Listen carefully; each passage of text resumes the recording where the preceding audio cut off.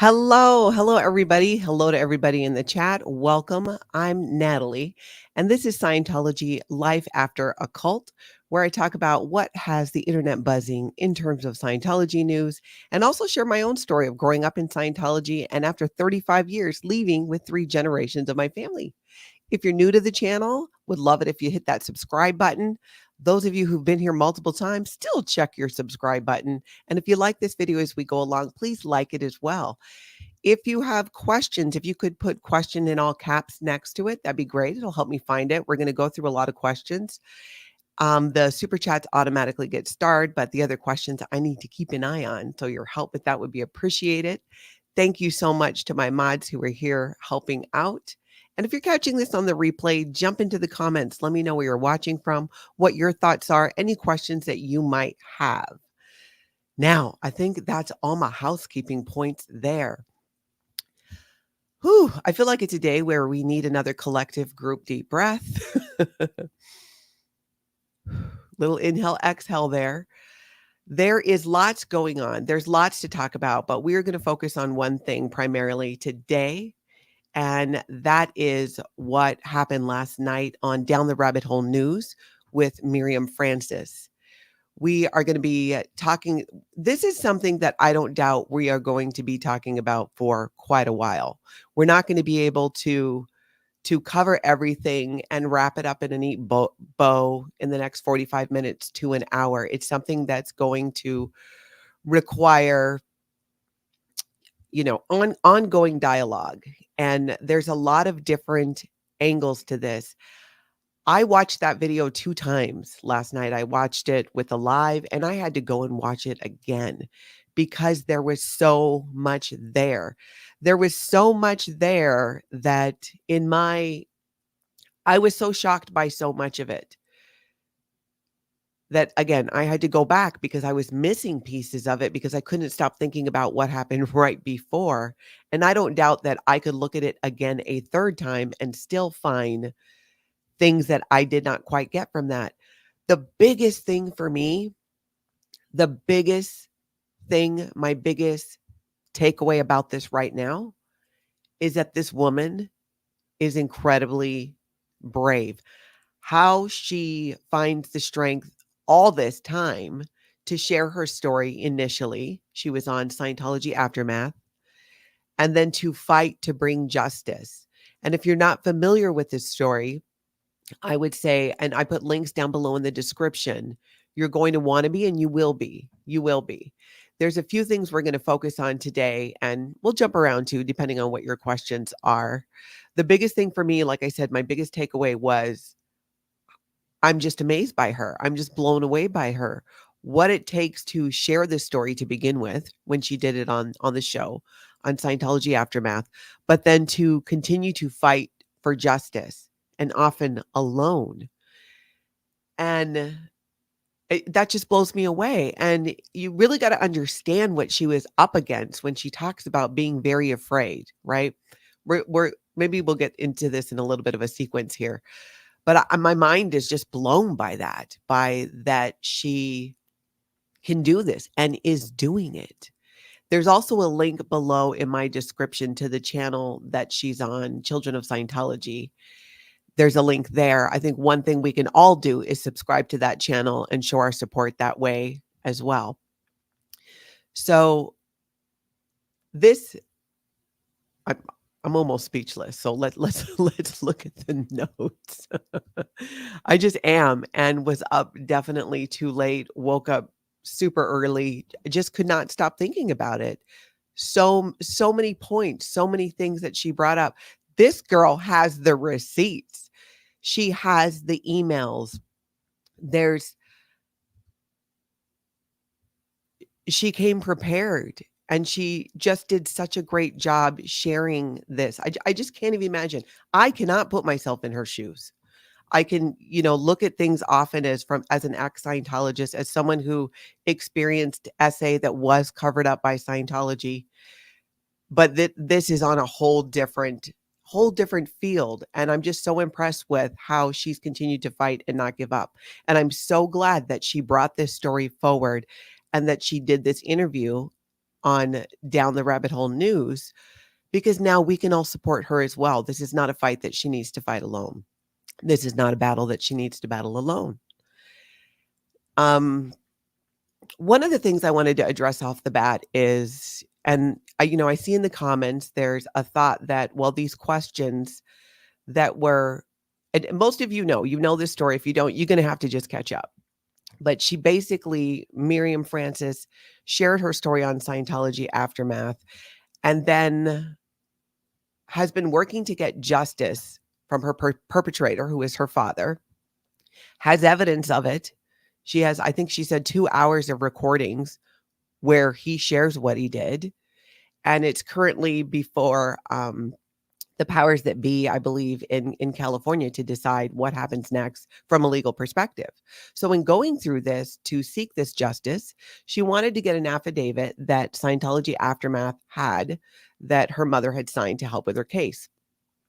It doesn't sound like she even really needed it to make the case, because she has recordings of this guy admitting what he did. That was not given to her. So she digs in more. Rightfully so. And she has conversations with Mike Rinder, who was the head of the Office of Special Affairs in Scientology in the SEA organization. And he did explain to her, he gave her helpful information, as she said, went over with her how these things are handled in the SEA organization. And this is part of what blew my mind in how they're handled. I mean, she shared how Matt Pesh, who's also on the board for Scientology Aftermath, when he was in the SEA organization, afterwards, when he turned whistleblower, he shared that there's an account that they use to pay off families, victims of SA, to keep them quiet. I don't know if I missed that somewhere before, or it wasn't out before. This was just so shocking to me. I mean, I knew these things were covered up. It was covered up with me. It was covered up with so many. Just look at the SPTV creators on YouTube. There's many instances of that being done. But to hear the inner workings of actually what, we do this, and then we do this, and we do this, how they actually work to cover it up. And Mike Rinder gave her names of attorneys as well. So as she digs into this, she's getting, at the same time too, recently so it sounds like in November is when she had the recorded conversation with her perpetrator, who admitted what he did. I can't even begin to imagine what it takes to process that, just that alone, just that. And then you add to it, she's struggling and does the right thing, which is to try and get help. So in the process of all this too, she reaches out to the Aftermath Foundation and says, hey, can you help me? I could use some therapy. I could use some treatment for this PTSD that I am experiencing. And at first it sounds like she shares that Claire Headley was like, okay, go ahead and, submit your request for it. There's one person ahead of you and it'll be reviewed. Normally it takes a couple days, is what it sounds like in the past. And then there's silence, because at the same time, she's questioning Mike Rinder. She had, what was it, 16 or so questions, which we found out about the other day from Rabbit, who shared a response from a lawyer representing Mike Rinder, basically saying we're not going to answer these questions, and with some name calling in it, which is kind of what kicked off this whole conversation recently, was that response, which was so out of touch and tone deaf. And that in itself was like, what? What? So we find out what these questions were that Mirriam herself was asking of Mike Rinder, and that was sent to him, that he didn't answer. And in response, this attorney letter came out. And I know a few of you, I think it's the minority, think that these questions were accusatory. And they were, because she's calling him out on it. My understanding of being accusatory, right, is if you're saying, hey, you did blah, blah, blah. I think you did this. What do you have to say about that? How do you ask a question about something so egregious without it being accusatory. There's no nice way to ask these questions. Maybe there is, right? Maybe a lawyer would have come up with a different way of doing it. But that's how she did it. And she gets to do that. She gets to ask these questions in the way that she needs to ask them as the victim, because remember, she's the victim in all of this. From there, things go more haywire. She gets for the next few days, it sounds like she called, emailed with Mike Rinder was putting pressure on her to answer the question of, did you record our phone call? And if you did, who did you send it to? And this, of course, is very triggering. Anyone who's been in who dealt with the Office of Special Affairs knows how they operate. And he was coming on strong and it had that vibe. And I get that. And that's frightening. So I think the point is not whether these questions were accusatory or not. They're accusatory because he's being accused of some very serious things in cover up. And if nothing else, this answers the question that many have been posing, which is, can the Aftermath Foundation, with the current board that they have and the lack of diversity, truly serve the community they seek to serve? And many of us, myself included, have said they have helped people, but they could help more people. It could be more open. This is why there needs to be more than one foundation. There should be with a cause like this. My hope eventually too is that these foundations can help other people in other cults, because Scientology is just one cult. So it's, in thinking of it in those terms, this conversation, will get very ugly at times. And it's going to, and there's going to be a lot of emotion, because there should be. Some of these things, I can only speak for myself from my point of view. You know, you hear about, like, again, I knew about SA cover up. It happened with me. It happened with multiple people that I know.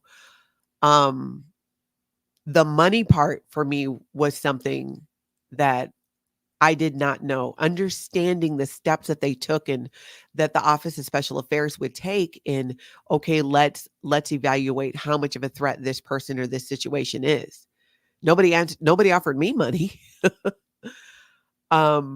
It's just so insidious. It's all about trying to control the narrative and suppress the information and not ask these questions and not have it get out, but to cover it up rather than help the victims.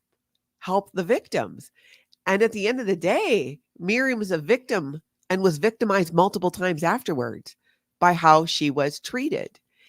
And my thought, it's a lot to process, and I am still processing it, because a lot of it was a lot of new information to me as well. And I'm hearing it right there with you guys at the same time, and trying to put it in some kind of perspective or context. And some of it you just can't, because you can't put lipstick on a pig.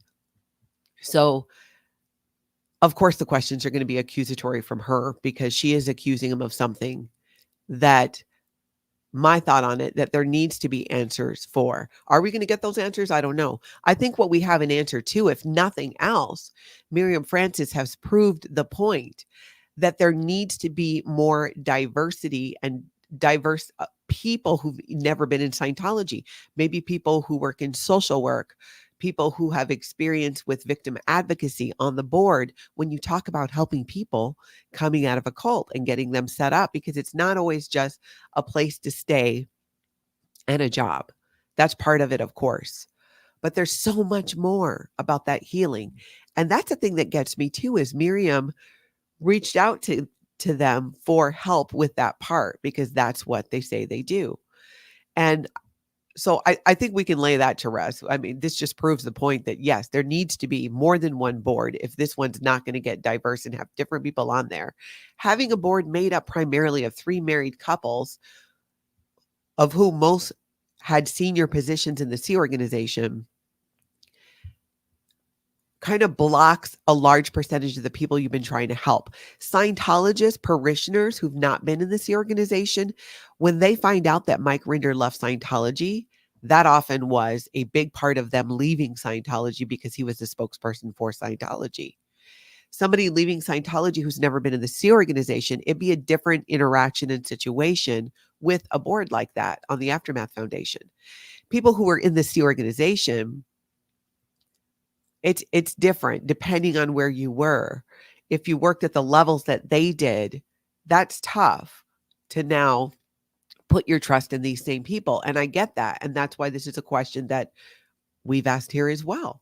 And I've said multiple times, there needs to be more diversity in that board and more foundations.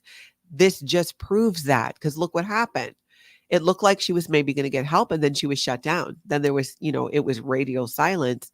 And it's radio silence at the same time that Mike Rinder is being questioned about these things. That just proves the point. She deserves answers. Many people do. What's going to happen now? You had one woman asking these questions. Now you're going to have many, many, many more people wanting an answer to those same questions, to the same ones. It's just, they just so shot themselves in the foot. Like I said, there's still a lot to process. I don't see a way around this or out of this for the Aftermath Foundation board that doesn't involve, at a minimum, Mike Rinder stepping down, maybe even more of them. Just getting some new people in there, because this is the example. This is what we've been afraid of that might happen. There's such a conflict of interest. And I think there's no questioning that anymore. We know that. We have felt that. And we're hearing more about how that actually plays out and how that actually is a situation. Now, let's see here. I'm going to hop over to some of your questions. I have the video pulled up, but there's just so much of it. I think really kind of what I want to get into with this live is to unpack a few things. We're going to need to go through things multiple times, I think, to really unpack everything.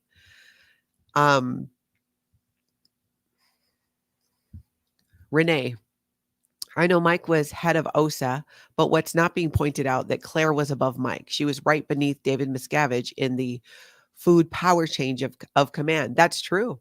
That's totally true. And that has been part of the concern that has been brought up about this board and there being a conflict of interest, that it's made up of these same people. And you're right. I don't know that there's a crisis management team alive or around or in existence that can get them out of this. It's in my opinion, it should just be addressed head on. Just cry uncle at this point. Give it up, because the jig is up. It's there. She has the receipts. Listening to the emails that Mike Rinder sent her to, that was very... Tony was asking me like, well, how do you feel about this? And I couldn't even answer him at first. I just need to process it. It's betrayal. It's so many things. And to see that Scientology-esque Sea Org style response and attack was just like, whoa. Let's slow our roll here a little bit. If one of the smartest things they could have done was to get her the help that she needed, that she was asking for, and provide that financial assistance. Because those who knew about this when it was happening in the SEA organization, sounds like they were quick to pay out money then to at least some people, to some victims, to some families, to keep them quiet. And now you're in a position outside where you can help those same victims, then still do it. Give it to her if she would still take it from them. I'm just reading through these questions.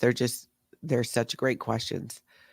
Ray, it's interesting that Mike Rinder has been cooperative with the FBI, but Scientology is still existing even with all of the info he has. What are your thoughts on that? I have thought that same thing so many times, because he and multiple people, even decades ago, let's not forget the FBI raided Scientology in the 70s. And it was one of the largest FBI raids. And there were plenty of things going on then. Yet somehow fast forward less than even 20 years and Scientology gets their tax exempt status in 1993. So I think this is a question for the FBI too. What is it going to take? How much information and proof is it going to take? We do know that Mike Rinder left the Sea organization with a hard drive of sorts, with a lot of information about what happened in the Sea organization with the Office of Special Affairs, and we know that Mark Headley had been sharing on his channel multiple these Scientology spy files, as he calls it, that went to the FBI. And one of my first thing I'm thinking is, was it everything? What was it everything, or was it an edited version? I don't know this. I'm saying this is a question for me that I know I would like to know. Was it everything? Were some things held back? Were some things stolen so that evidence of certain people's involvement wouldn't be there? I don't know. This is a question that I think we all need to be asking. One of many, let me tell you. Deborah, thank you for the super chat. He should step down from Child USA too. I agree. At some point, when the advocacy work is no longer the focus and you're becoming the focus and the distraction, yes, you got to step down. Even if you still want to give him the benefit of the doubt, right? The fact that this is just going to get even bigger. And that distraction takes away from the good work that groups like that could be doing. So I agree with that. Ison, I doubt Mike Rinder would step down. His ego forbids that. Remember, when people think of the Aftermath Foundation, it is his face, his own words. We'll find out, won't we? We're going to find out. That's the thing. Another thing that I saw yesterday, and I'm sure other people did a screenshot of it. Mark Headley put it like a three-part post about what he and his wife have done since leaving the Sea organization to help people, and his thoughts on a lot of things. And it's since been taken down. And I don't know what you guys tell me in the comments or the chat. Was it taken down before? I think it was taken down during Mirriam's interview, which I found interesting as well. And there's questions there. Let's see. Did you consider? Be kind. Did you consider Mike hid your essay? Just asking, as it never dawned on me until yesterday that as head of OSA, he covered up essay of adults and children. I don't know how that didn't occur to me either. Honestly, I never met Mike Rinder in the Sea organization. I was really low on the totem pole in the Sea organization. I barely made it to barely middle management for the Western United States. And I worked in the Treasury area at that time. But when I joined the Sea organization, I was working in the dining room. I was working in the galley. I don't know. Did what happened with me make it all the way up that chain? I don't know. When I wanted to leave the Sea organization, they knew what happened to me. They said, if you leave without talking about this, then we're just going to let you leave. And that's what I did. And I was quiet about it for 20 years. Did I think that, he had a personal role in that? I have no idea. I never gave it thought after that. I knew the person who I was speaking to. I was speaking to somebody who was in what's called senior HCO. It's like, if you think of like your HR person, that I was dealing with one individual about it, and then security as well. A few people from security at the blue buildings. So I'm not sure if it went up that far.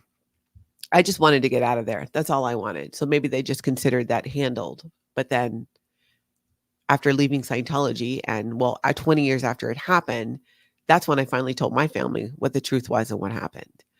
And that's when we left also. Question. How can people be comfortable to seek help when 2 of the 6 people on the board are the punishers who cause trauma and 2 are their spouses? I don't know the roles of the other couple. Well, and Matt Pesch, who's on the board, he has shared how there was a slush fund to pay off victims to keep them quiet. So I don't think you can. I don't think they can. And we're going to hear so many more of these stories because many people have come forward and shared them. But I think there's going to be many more because I don't doubt. Think about it. If I knew without a doubt, right? Let's just use me as an example. After what happened to me later on, leaving Scientology and then opening up about it, that anyone on that board played a direct role in it, would I go to them then for help in dealing with it? No, I wouldn't. So this has been the problem with, since this has come out, since Aaron from Growing Up in Scientology was voted off the board, and we all like, oh, well, who's on the board? And we find out, no, like, you were the senior people in the C organization, and this creates a conflict of interest. Maybe there should be some diversity there.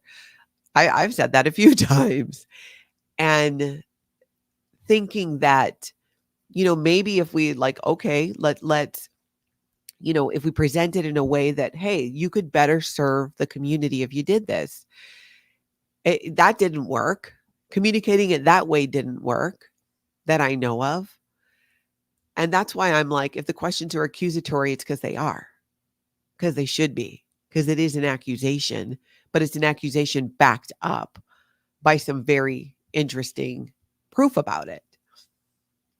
And it's just going to come up more and more. Corn, exactly. Why would anyone leaving Scientology want to reach out to anything involving Rinder now? He must see that. That's my hope. Do what's best for the spirit and the purpose of that foundation and what their goal is and what they're set out to do. That is something that is important and should continue. So step away, step down, and put people there who will get it done. That needs to continue. People like Mirriam Francis need that help. And if those funds can be used to bring counseling to do what should have been done when this first came out instead of covering it up, that would be a start. If I were them, the first thing I would do is rearrange that board and certain people have them step down. That would be, just kind of like act number one there. But we're going to see what's going to happen. Tori's asking, what do you think about the idea that Mike hasn't dealt with his guilt and shame, and this is why he comes across so defensive? He was taught to do that.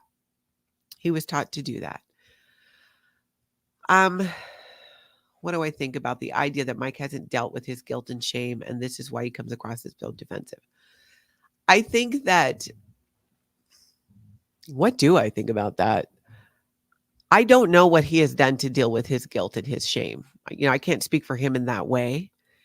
I've said before, I don't think I'm the one to judge when somebody has dealt or not with something.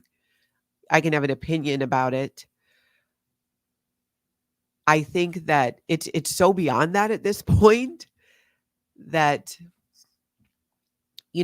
any concerns about how he's dealt with his guilt and his shame. I think you make a point, though. The defensiveness, the attack towards Mirriam when she starts asking these questions and getting some pushback is real. And it is my belief that often, you're the more open and transparent that we can be about anything, even if it's something that it's embarrassing or it's shameful. In my first interview that I did on YouTube about this with Aaron Smith Levin back in December, that went on for a marathon 4 hours, I shared a lot. I shared a lot about myself and my past that I used to be ashamed and embarrassed about. I'm not anymore because I own my mistakes. And a lot of what happened to me was a result of, by nature of growing up in Scientology. And I find from where I sit, if I can use those examples and those stories by putting myself out there, which also opens me to ridicule about it. And if people want to make judgment about it, they can and they will.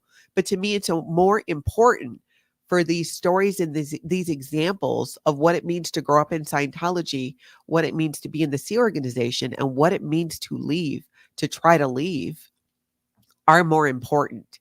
That's more important than me being embarrassed of sharing things about my life that somebody could have judgment about. But to be defensive about something that's somebody else's trauma, to be defensive to a victim of it, I don't understand that. And yeah, that makes you look guilty as hell. It does. It really does. It's just not any way to handle it. But they don't. The Church of Scientology doesn't have a great reputation of handling these questions and handling these attacks.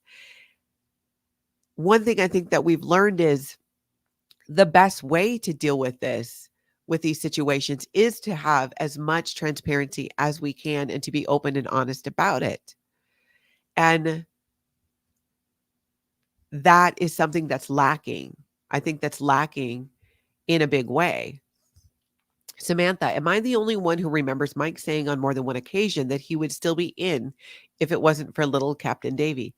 I don't know. I don't recall that. I'm not sure. Maybe somebody else knows in the chat. Vintage, do we actually know what was given to the FBI, especially if he's trying to self-protect? That's exactly what I want to know. That's the question. That's the big question. That's what I couldn't stop thinking about. Was you can say, yes, I turned over all these files that I took to the FBI as a whistleblower. But now we hear this and it's like, well, wait a minute. Was it everything? Were they taken purely with the intention of turning it over? Was it taken with any part of an intention to cover something up further? I don't know. These are questions that need to be answered. Wanderer, does the aftermath not get donations? Why not use that money to help victims? They need to be transparent with how they use their money. Yes. Yeah, they purely survive on donations, as I understand it. And I completely agree with you. That money needs to be used to help the victims of Scientology, people like Mirriam.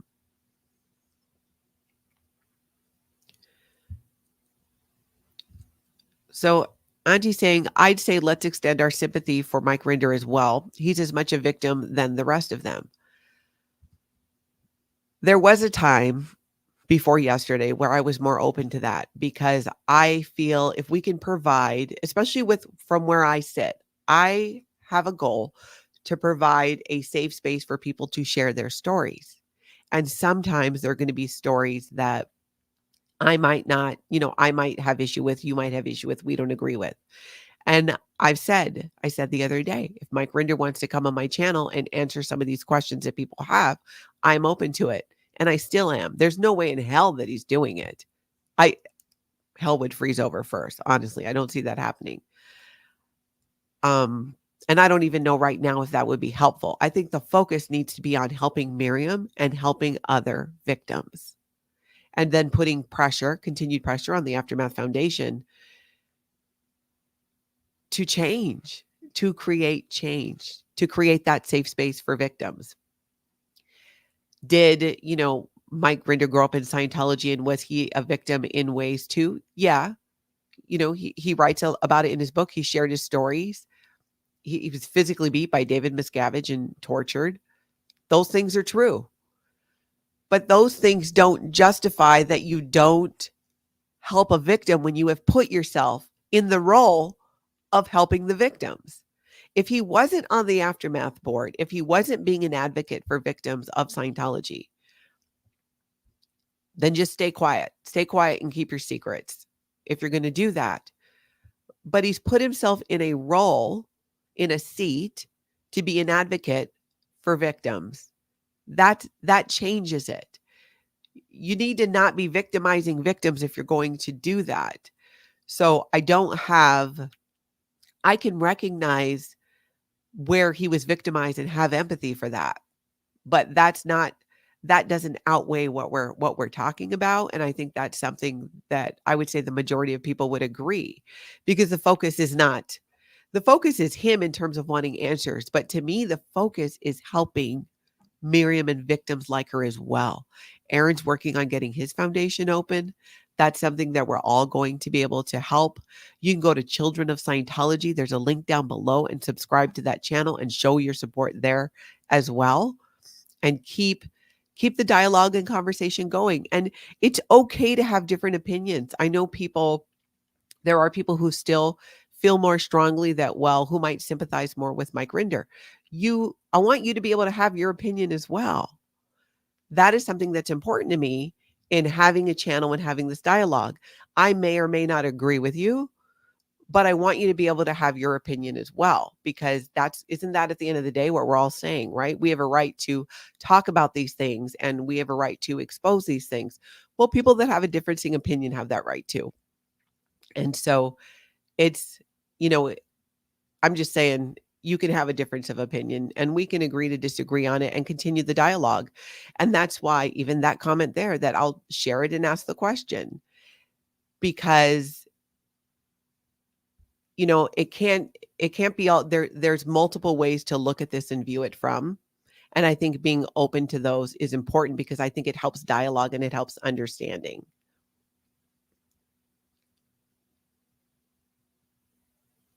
Martha, it's tone deaf. It's tone 40 deaf. Tone 40 is in reference to a tone scale in Scientology, and tone 40 is like with complete pure intention. And absolutely need a lawyer who understands cult control and child protection expert on the board. Yes, I completely agree with that. That is the kind of diversity as well, and diversity of people too. There are people out there who look different, who believe different, who could be on that board. I think, CDD saying, I had such a difficult time yesterday following Rabbit's interview. I felt so confused. Even though I could understand the terminology and a lot of what was going on, I shared that as well. And I think because there's so much here, Mirriam did an amazing job of documenting. And that's why I know it's something that we're going to need to look at in pieces and continue to have dialogue about.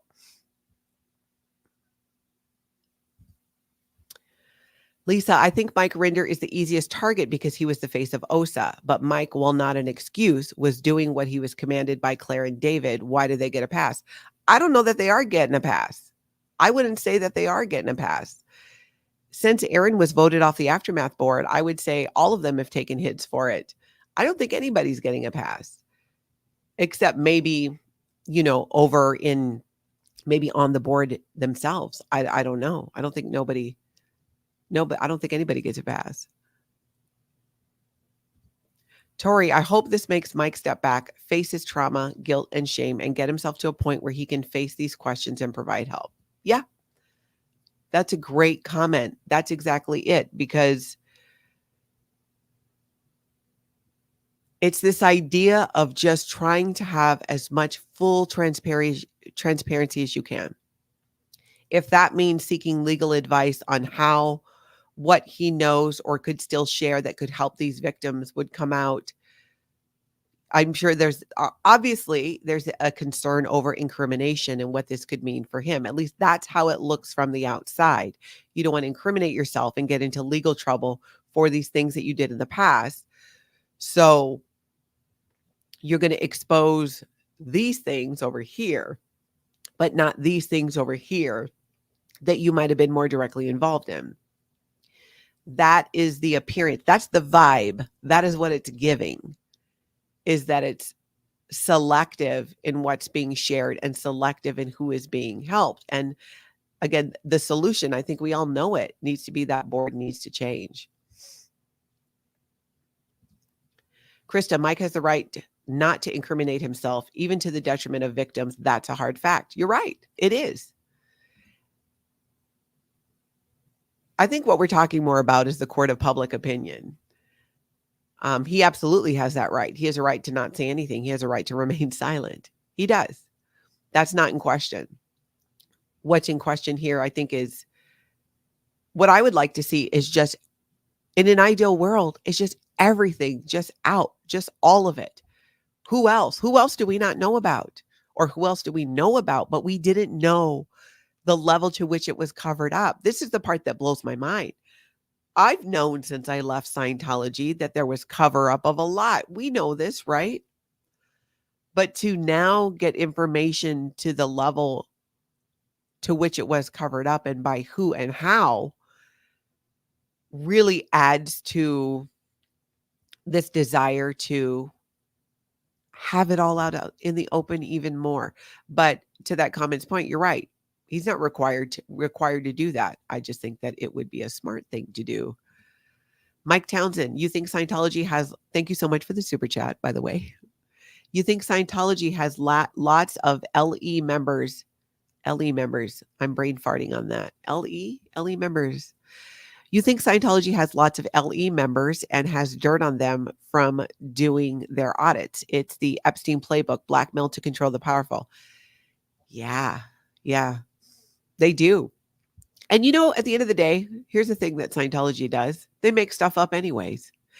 That's their playbook, is they'll create a file on you. They did this to me when you leave with things that they think you should be embarrassed about. A lot of people out in the real world outside of Scientology look at some of these things and go, yeah, who didn't do dumb stuff in their teens or when they were 20 or whatever it is. There's not that heavy judgment. Because a lot of people, especially if you grew up in Scientology and the Sea organization, there wasn't a lot of opportunity. So for some of us, we sowed those oats later and did some of the stupid things we should have been doing as teenagers, as adults. So there is a playbook there. And yes, Scientology keeps track of those things and they try to use them against people who speak out. But that too is part of the full transparency. That's why one of the first things, like I said, when I had my 4-hour interview with Aaron on growing up in Scientology, I didn't mean I was going to chat with him for an hour and a half. And we got into so much. And in real time, I just made the decision, you know what? I'm sharing all of it that I can think of because I want you to know up front, here are the dumb things I did. And my dumb things weren't so much in the Sea organization as it relates to, I was nobody in the Sea org. It was really more my personal life in the Sea organization and out. But here's all the dumb stuff I did, judge if you will. But, being open about it, because that's one of the first things Scientology would do is try and spread rumors or talk about certain people and, what they did. And also trying to approach things, and especially having a channel with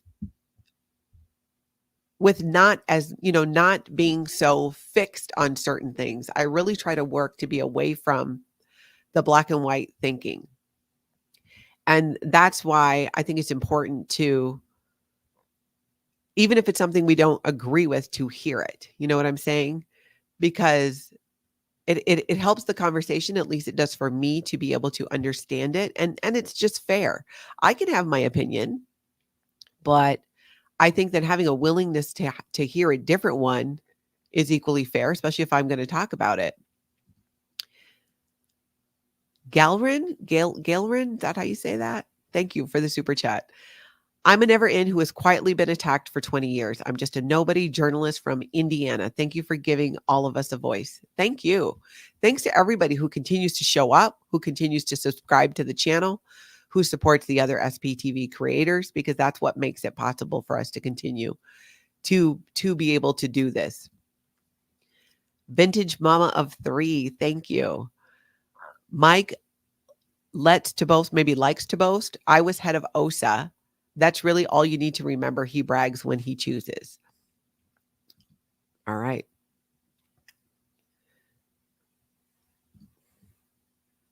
That is,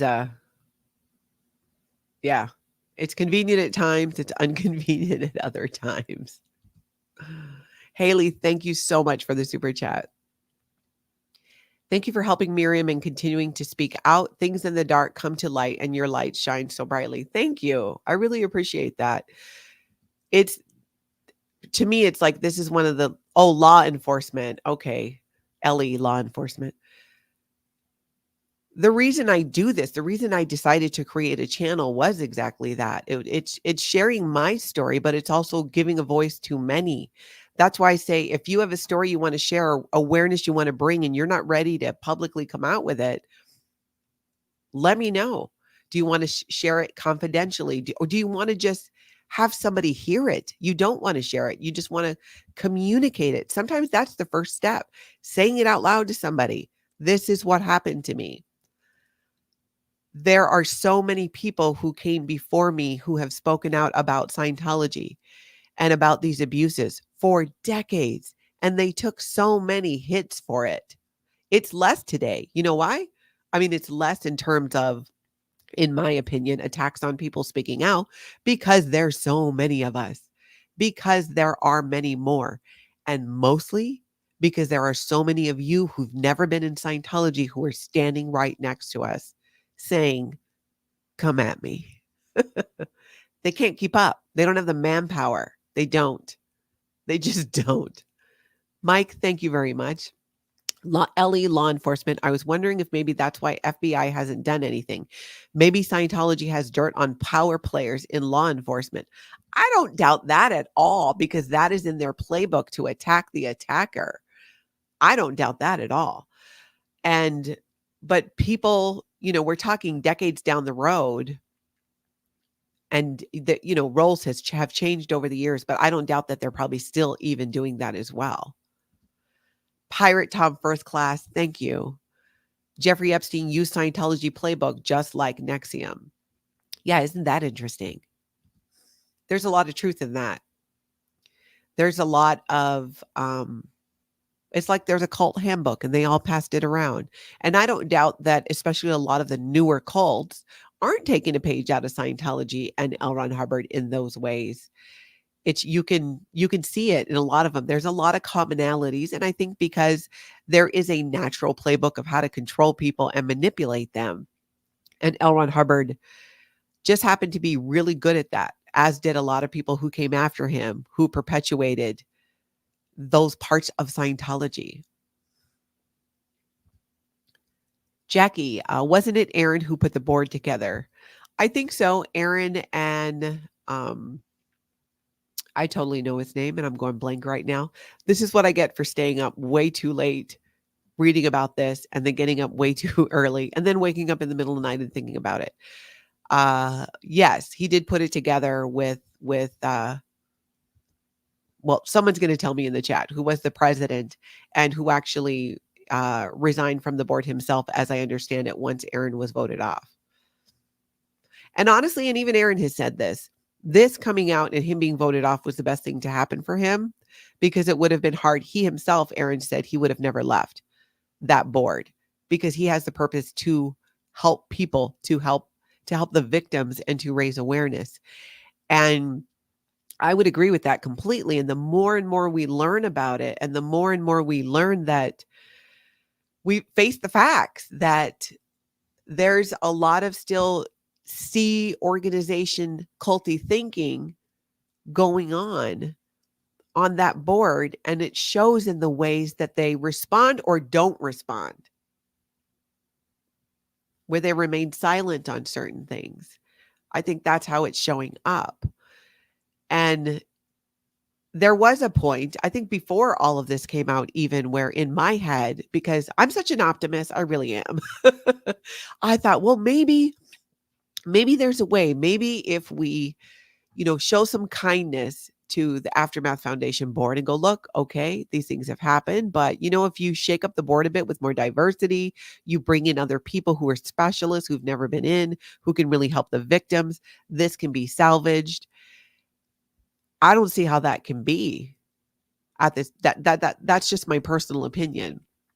After what came out, and what will continue to come out, because Mirriam's not the only one. I put a link in the description below to a video that Liz Ferris did last night that I suggest you watch, where she says she needs to know. And it's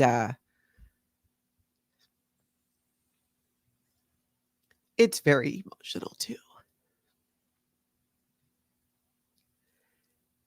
And I think these are the questions that need to continue to be asked, and the conversations that continue to need to be had. We've talked about this. We've known other things, examples of Scientology covering up things like this. We've had an understanding of that. And I think at the end of the day, we now have a much bigger understanding of it. And there needs to be a lot of change, a lot. And that's why there needs to be more than one foundation. There needs to be more than one channel talking about this. There just needs to be, and there are so many more voices, and they need to be heard. And I know that's my intention in being here, is to, excuse me while I wipe my nose, to be able to amplify those voices as well. Auntie, do you think that somebody in OSA could still be redeemable, or is it that if somebody does a bad thing, that's it, there's no coming back? That's a really good question. And I would open that up to not even just OSA, anybody.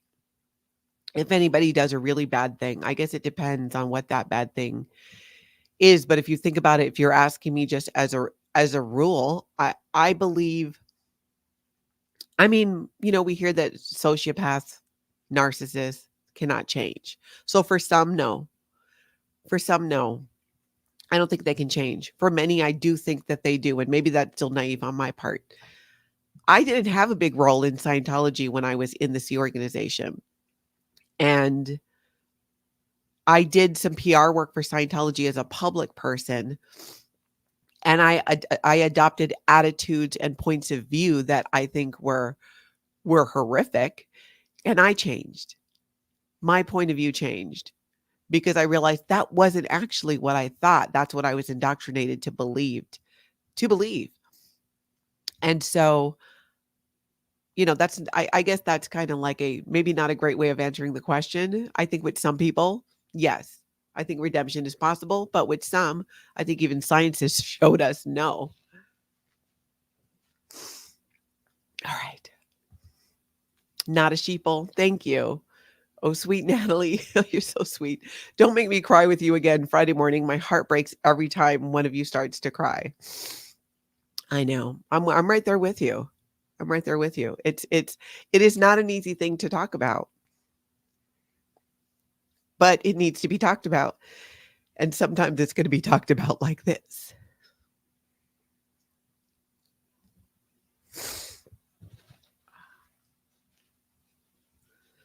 But again, I want to stress, I think the attention needs to be on helping Mirriam and other people like her who are fighting this battle. And there's so many who I know have not come forward with their stories. And maybe part of that was, even though they're no longer in the Sea organization, there was a fear of retaliation by some of the people who were involved.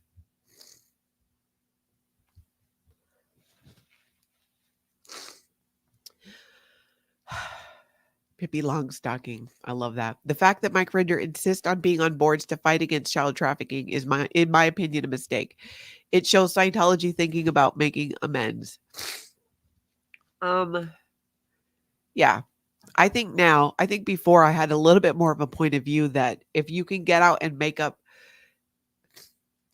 some type of amends by helping the people that you didn't help before, I think that if somebody wants to do that, why wouldn't you do that, right? Even if you think about like in AA in the end where you make amends.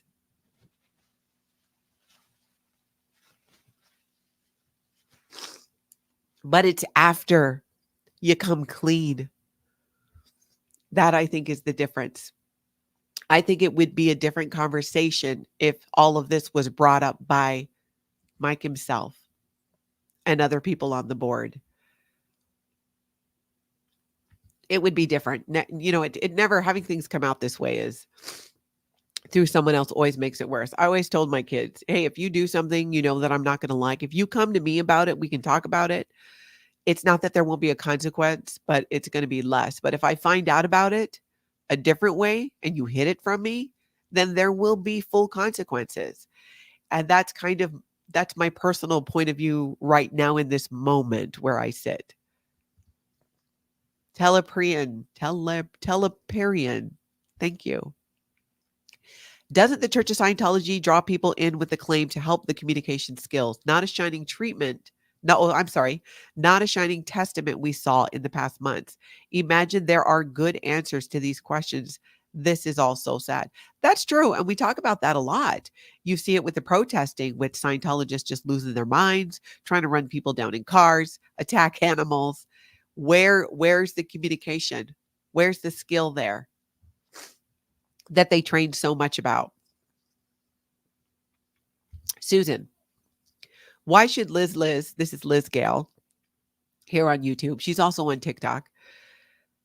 Why should Liz Gale be afraid of her son's scholarship being taken away? So her son was given a college scholarship by the Aftermath Foundation. Liz has been vocal about her thoughts and questions for Mike Rinder and the Aftermath Foundation. So I think that, I don't doubt that, well, Liz talked about this on a video, and it's a great question. I'm sure one that she herself will address again is, I mean, think about it, right? I mean, look what happened to Mirriam. She asked for help. Well, yeah, it sounds like you could get some help. Go ahead and put in the paperwork. And then she's completely shut off from that because there's this conflict of interest. So if Liz Gale then is sharing her point of view on this and also saying, hey, we need to support and help people like Mirriam, and ask the hard questions that are difficult, even if they're going to cause some type of a rift. That's something that in Scientology, especially the SEAL organization and in other areas, you don't want infighting to get in the way of a message. This is not that. Infighting, getting away of a message is like, well, I don't like how that person delivers their communication, or I don't like how they talk about it on YouTube. And if creators had some type of infighting like that, you don't want that to get in the way of the message. This is not infighting. These are felonies. This is crime that's been covered up. We can't not talk about that, or not bring it up, or not ask difficult questions. And if it means, and I'm with Liz on this, I think it does put that as a question. I think one of the dumbest things the Aftermath board could do right now is take away that scholarship from Liz's son.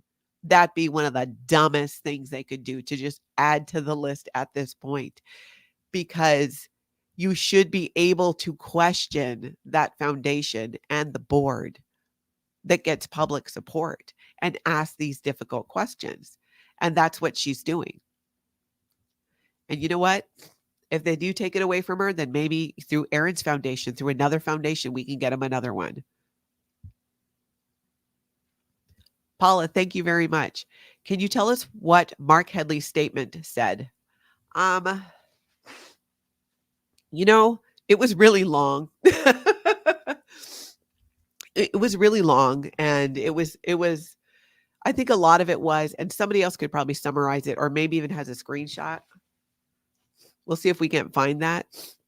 It was really long and about a lot of the things that him and Claire have done over the years to expose Scientology and bring awareness. And they have not taken away from that. I'm not even taken away from the exposure of Scientology that Mike Rinder has done.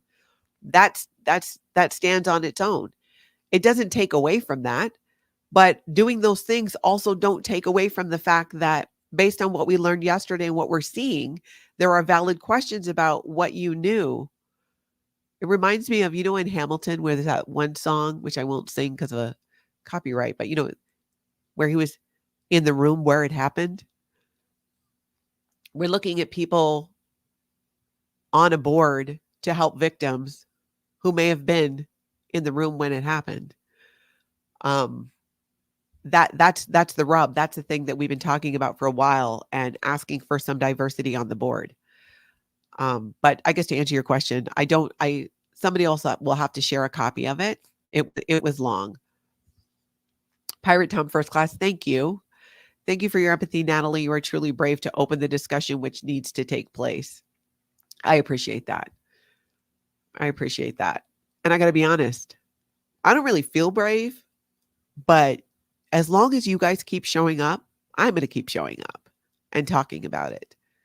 So, because in my mind, it's like I have all of you standing behind me, behind all of us, behind Mirriam, behind everyone who stands for exposing this type of behavior and putting a stop to it and having the difficult conversations. Is it Zemina? Zemina? Sorry, I'm so butchering that, but I really appreciate it. Thank you. Making amends does not remove his responsibility. I agree. He needs to take responsibility on what he has done. Re-victimizing victims will not help his case at all. Denying help to Mirriam Francis is a huge red flag. You can't have it both ways. That is very true. That is very true. Victoria Miles, thank you so much for the super chat. Don't cry. You're still, oh, damn you people and your niceness.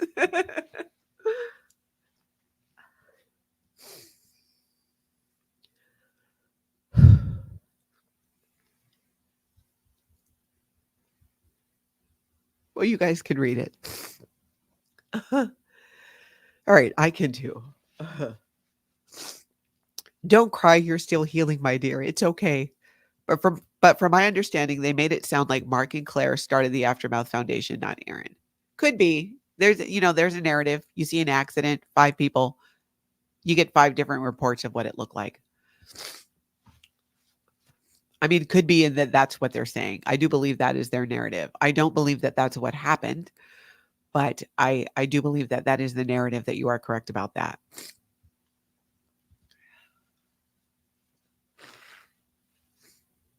Gina, what do you say to the people who think this is a bullying campaign against Rinder, the Aftermath Foundation? Who's saying that? Well, okay. That it's a bullying campaign. I guess I say to that, I would disagree with that. I don't think it's bullying to demand answers where somebody was involved in the cover up of the type of crimes that we're talking about. Things can get heated. You might feel bullied because of the amount of pressure coming at you. But it's part of the consequence of what happened. Things always have a way of catching up with you. The truth often has a way of coming out. And the decision that was made at some point to not be forthright about these things and to not provide Mirriam with what she needed is going to have a consequence. And that consequence, we're seeing it. It's a lot of outrage. It's upset. It's more difficult questions. So I've not seen, now just because I haven't seen it doesn't mean it didn't happen. I don't see everything that happens. From what I've seen, I would not qualify that as bullying. And if some people want to hold that point of view that that's all it is, then they're welcome to that as well. I would ask them to take a deeper look, a deeper dive, and look at some of the evidence that Mirriam shared, and more that is going to come out. You know it is. Because I'm telling you, there's victims out there who have not spoken about this because they were afraid of this happening to them, because of a concern of people who may have been involved in it when they were in the C organization, Scientology, and no longer are. But the people who were possibly in the room when it happened are there on a board to help the people. That's tough. I can't imagine going back to, people who were involved in different things that happened to me, and having to ask them for help or depend on them for it. That's why I've said there needs to be more than one foundation, because in the world of Scientology parishioners who are not on staff, who are not in this organization, for them, because Mike Rinder was the face of Scientology, knowing and seeing Mike Rinder out of Scientology helps to get them out of Scientology. There's validity in that. That has helped. But does it mean that now we don't need to talk about this stuff? No, it doesn't. It doesn't. We have to talk about it. And that's the difference too, I think, from how it's gone before with exposing crimes and things in Scientology. I would say today we have much more of a willingness in these different communities of access to communicate about it and ask difficult questions and let go of that mindset or this justification that, well, we don't want to cause a dust up. I get that. Trust me. I was there too. I was more like, I'm the peacemaker. I'm the optimist. Is there a scenario where they can exist and help the people that they can help, and another foundation and maybe even another one can exist to help more people? Could they add diversity to the board to better serve a community? After yesterday, it changes a lot because so much came out that I know I wasn't aware of and didn't know. There's a difference between hearing a general statement about something that happened and actual facts and details of what happened. And we're seeing actual facts and details. And I think that's what's making this so much more different than anything else. This is why even in my optimism, I'm like, oh, no, no, no, no, no. You just got to scrap it. You got to scrap it and you got to start over. And if you want to rebuild trust, there just has to be, I think, more transparency. Honestly, I don't get how they didn't see going into this that, hey, if three married couples who were in the Sea Org, some in very senior positions, are all on this board to help people getting out, might that be hard for people in Scientology? Years ago, we were doing the Scientology, or I'm sorry, ex-Sea Org member reunions. And that's the first time I met Mike Rinder and other people in the ex community. I had no interaction with him prior. And I hosted one in Minnesota where I live, and a bunch of people came, and he and his wife came and had dinner at my house. And my sister, who was in the Sea organization and had interactions with him, broke down in tears at the dinner table. It was too much for her to be even sitting there. It was such an elephant in the room. So they did have a dialogue, which helped my sister. But I'm saying, I know that. I know that that's a real thing for people. What I wanted to believe was that there was more transparency, that there was going to be a sharing of these things, even if it put him or other people at risk. And that's just what I'm not seeing. So I don't know that there's a path there for that. Freedom from religion. Thank you. I'll be filing a complaint with the IRS regarding the Aftermath Foundation. Yeah, there's a lot of questions. One thing I wanted to share. Now, just so you guys know, we're not going to be able to probably, just because of time, get through all questions, but we're going to talk about this again. So keep them coming. I'm sure we're going to have multiple channels weighing on this as well. I'll have my take on it and want to continue the conversation for sure, because I think there's so much of it. And I think more and more is going to be coming out. And I think this is a great opportunity for other victims to come forward. I would encourage that. NATALIE@tonkatalk.com. No, yes, NATALIE@tonkatalk.com is my email. You don't need to be public. I just want to be somebody that you can reach out to if you don't have somebody to reach out to. And if it's something you don't want to share publicly, you don't need to. But I think it's so, and I do hear from people where that's the situation. They just need to say it. They just need to say what their doubts are, what they're feeling, how they want to leave, what has happened to them. And, and I'm here for that too. It's not all about publicly sharing your story. It's, if that's the path you want to go and that's your level of comfort, then by all means. But sometimes it's just being able to communicate it and have that support. If you want your story shared, but you want to do it anonymously to get that support, because you'll see in the chat and the comments how people would, do support you. But that's not for everybody to put themselves out like that publicly.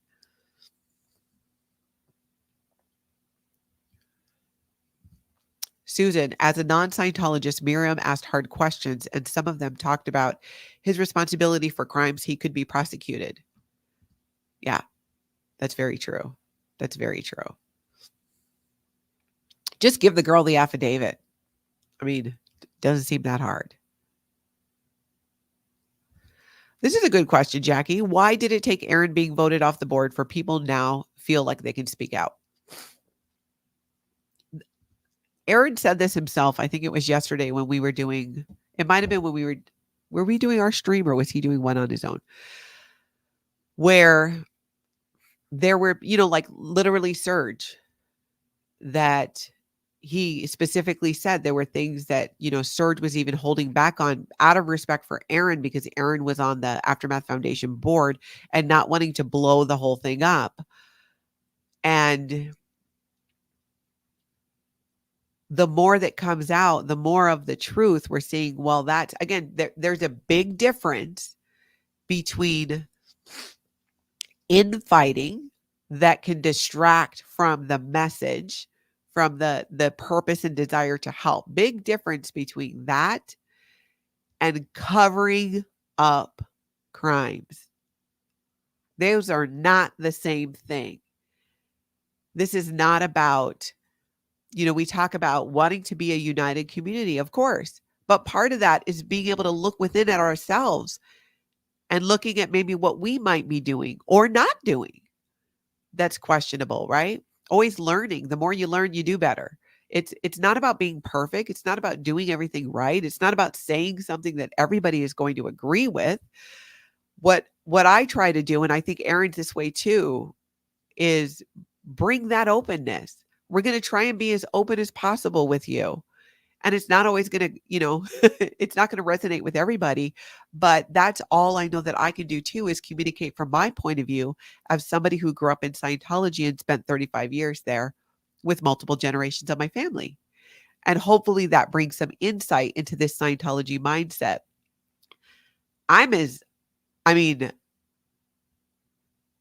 It's still so shocking to me, some of the things that came out that were very specific, which needed to come out, because that's what we've needed. We need the specifics. Eagle Eye, congrats on the 10K. You are the voiceless of reason, voice of reason in this community.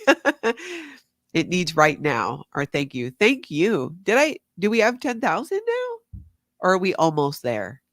Oops, I got to get back in the live chat. I'm so behind.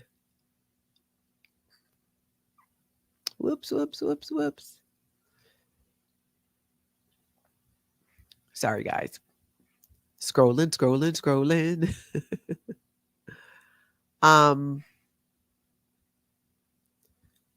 Okay, this is a very active chat, and I'm going to go back and try and read all of this offline. And we are going to continue to address your questions. But somebody tell me, I'm just going to look it up. Did we hit 10,000?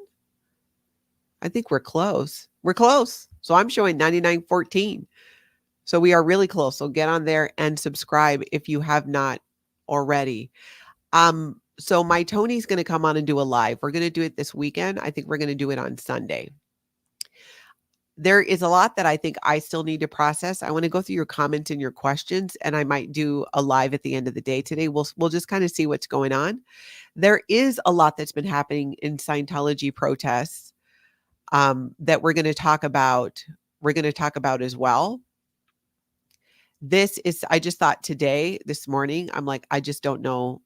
It all's kind of like, how do you, this just needed to be talked about and be the focus. I'm loving your comments. Thank you so much, you guys. And continue the dialogue, continue talking about it, continue the question. Brave, thank you very much. I believe it was Serge that started the Aftermath Foundation with Aaron. They wanted him. Sorry, I was reading on the chat. It kept moving. They wanted him to boot Aaron off the Aftermath Foundation or step down. So being the badass that we all love, Serge stepped down. Yeah. And he is that man's passion. I love it. I want to just, as a mom, I just want to adopt him. I just want to hug you. I just love his bravery. So many people, even outside of Scientology, those of you that show up here and open up about your trauma and what you went through. It's, in my mind, it's a place of healing, right? A lot of what we talk about is very difficult. And at times we can bring balance to that with even a little bit of, with some humor. And I think that's important.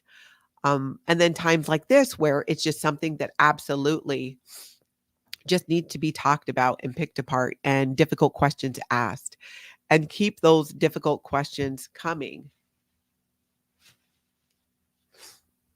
And again, I think the thing that I want to be most clear on is that difference between division in a group that shares a goal versus covering up things that actually need to be brought to light. Lewis, that's right. That was who started the Aftermath Foundation with Aaron. Thank you, Sparkling Dragon. Yep, that's right. My Tony says it well. I feel if something doesn't make sense on the surface, then you don't know the real agenda. And I think that is what we're seeing. That is completely what we're seeing, is we don't know the whole story. And I was very brave of Mirriam to come forward and to share this and to speak out on it.